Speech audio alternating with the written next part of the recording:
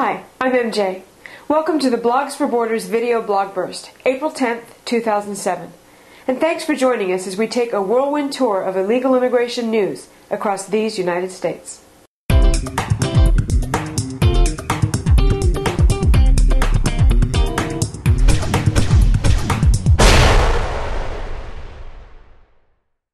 Time and time again, those of us who take a stand against illegal immigration, regular folks like you and me, are deemed racist for our efforts. The media, our elected representatives, and the open borders crowd alike are quick to point a self-righteous finger and invoke the dreaded R word when we demand that our laws be enforced for the welfare and protection of American citizens. We say enforce, and they hear discriminate. We say illegal, and they hear Hispanic. We say American, and they hear white. Listen to this activist call for militants from his people and decide for yourself just who it is that's making this about race. Hispanic Latinos have a Hispanic Latino family. Hispanic Latinos, where Hispanic Latinos go into, Hispanic Latinos are coming under Hispanic Latino culture. For the Hispanic Latino community, Mexican Americans, Latino Americans, Cuban Americans, Puerto Ricans, Dominican Americans, it involves anti-Hispanic Latino. Hispanic Latinos are... A forwarded email I received this week from the leftist International Action Center referred to the recent raids and deportations carried out by ICE as singling out Latinos, Asians, Muslims, Caribbeans, and Africans. How can you single out 5 broad groups of people that equate to anyone who isn't white?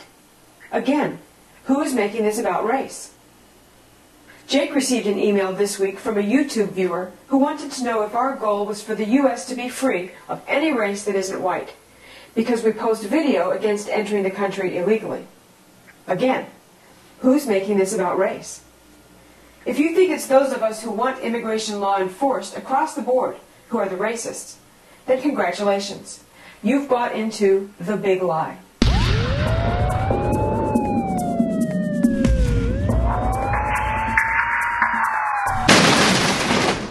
The victims: Bob Clark, best known for directing A Christmas Story, and his son, Ariel Hanrith Clark.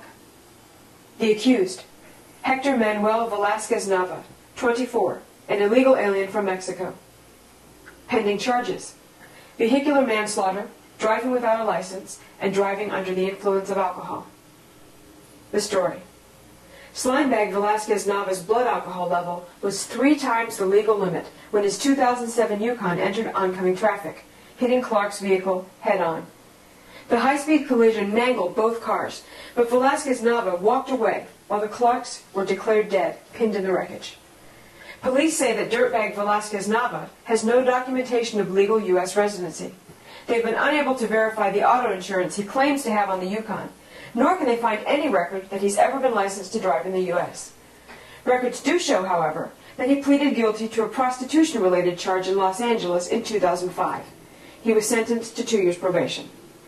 Of course, if our government had been doing its job, this jerk wouldn't have been here, and we might be hearing about Bob Clark's latest film, not his early demise, making this crime 100% preventable.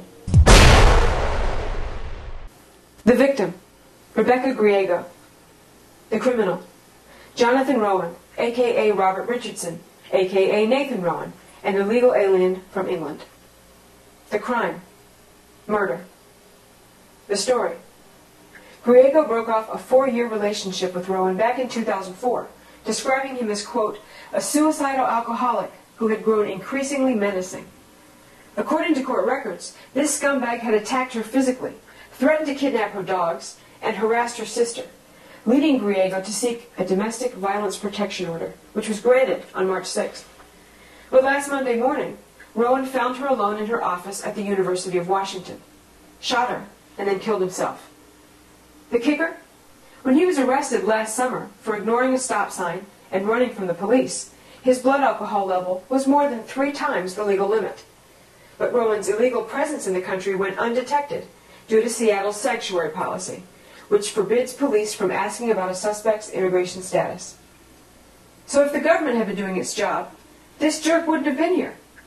But Rebecca Griego would be, making this crime 100% preventable.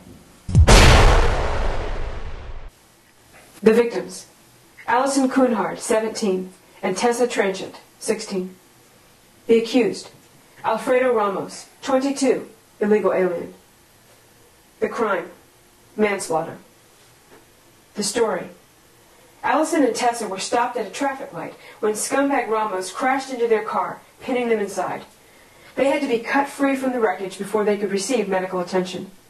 Police say that speed and alcohol were factors in the crash. So how many times and ways could this tragedy have been avoided? How long have you got? Dirtbag Ramos, who has been in the country illegally for 7 years, was convicted of public drunkenness in neighboring Chesapeake last year. How about this year? And remember, folks, it's only early April. Already this year, Ramos has been convicted of public intoxication in Virginia Beach, and a seatbelt violation, DUI, and identity theft in Chesapeake. Additional charges of driving with no license and no insurance were dropped. If our government had been doing its job, this jerk wouldn't have been here. Instead, the promise and possibilities of 2 young lives have been stolen, making this crime, like all crimes committed by illegal aliens, 100% preventable. Bill O'Reilly and Geraldo Rivera heated up the airwaves this week with a volatile argument about illegal immigration, stemming from that last story out of Virginia Beach.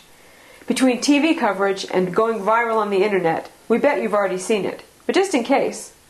That has nothing to do with illegal aliens. It has to do with drunk driving. Don't obscure a tragedy to make a cheap political point. I'm the father. It is a cheap political point. No, it isn't. And you know this is justice. This has nothing to do with that poor old lady mayor. You want nothing to do with that mayor. You want anarchy. No, what you I want open border anarchy. What I want is fairness. We have fair.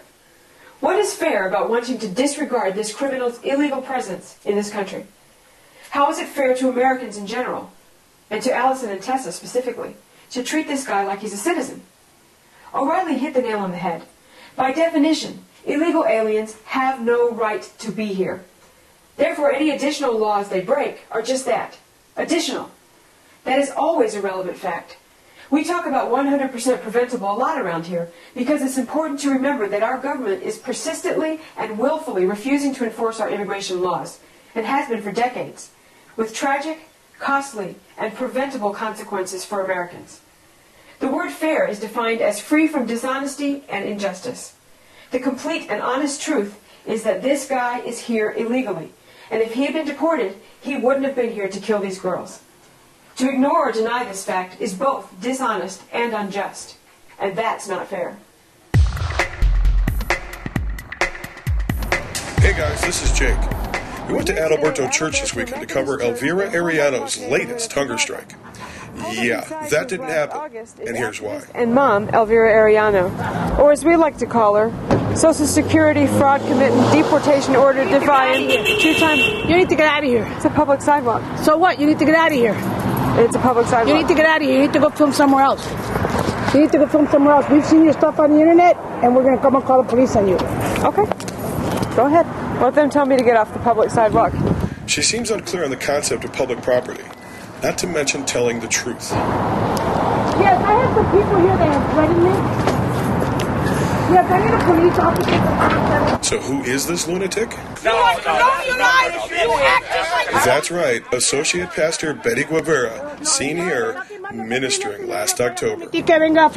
On Friday, okay? Somebody mentioned threats earlier? So, Reverend Slim Coleman throw some water down. commenced a hunger strike. Yeah. There's a Minutemen. She made it very clear that we were in enemy territory.